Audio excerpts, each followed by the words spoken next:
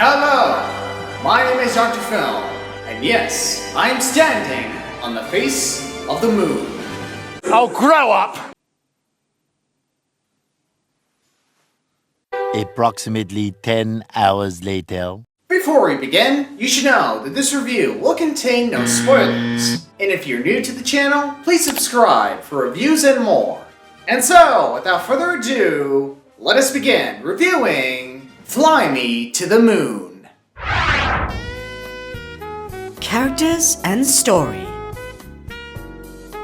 Now for this section, let's first talk about our two main characters, starting with Kelly and Cole, played by Scarlett Johansson and Channing Tatum. And they were honestly a good fit in this movie. They were charming, memorable, and you would surprisingly find yourself relating to either one of these characters. And most importantly, the chemistry between these two is pretty solid. Although, truth be told, the romance between these two characters weren't exactly original or unique, but we'll get to that subject later. As for the supporting characters, they were okay, especially this one, who...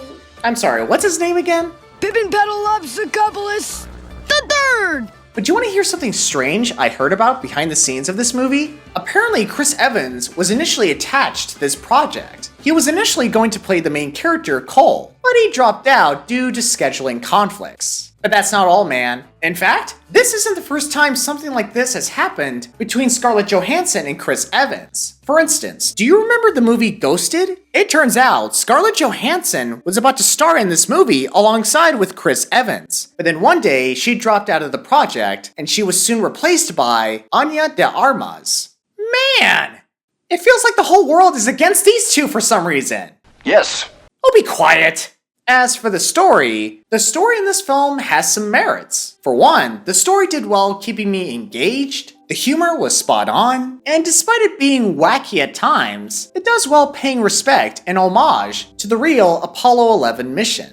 Although, if I have to be honest, the story itself was a bit disorganized. For example, the pacing can be off sometimes, not to mention the romance between these two leads can have a lot of cliches that you've seen before in other romantic comedy movies. And last but certainly not least, the story didn't really do a good job balancing out between the lighthearted tone and the dramatic tone. Now, without getting into spoilers, I'm not suggesting that this story is outright terrible, nothing like that. Like I said before, the story did a good job retelling the story with the Apollo 11 mission. And if I'm being honest here, the story could have been a lot worse. Like the story could have had, I don't know, something like this.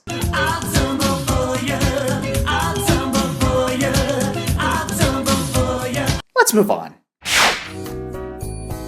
Visual effects and music.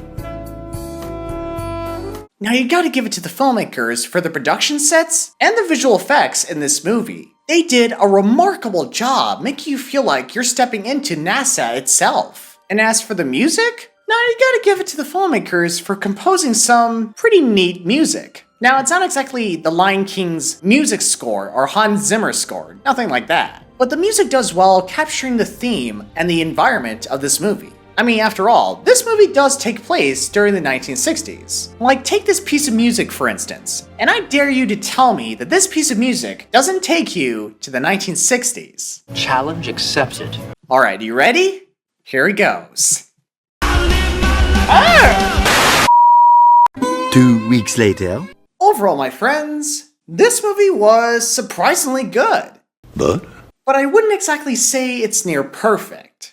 Now, don't get me wrong, I walked out of that theater smiling. This movie has two great main leads, solid humor, great visual effects, and a story that makes you feel good whether you're a fan of romance or not. I mean, sure, this film isn't exactly unique, and it's not going to break any records. But then again, this is one of those movies where you can just relax, sit down, and have a good time with your friends or family. And besides, if you take a look at the previous movies I reviewed, you would most certainly pick this movie out of all of them.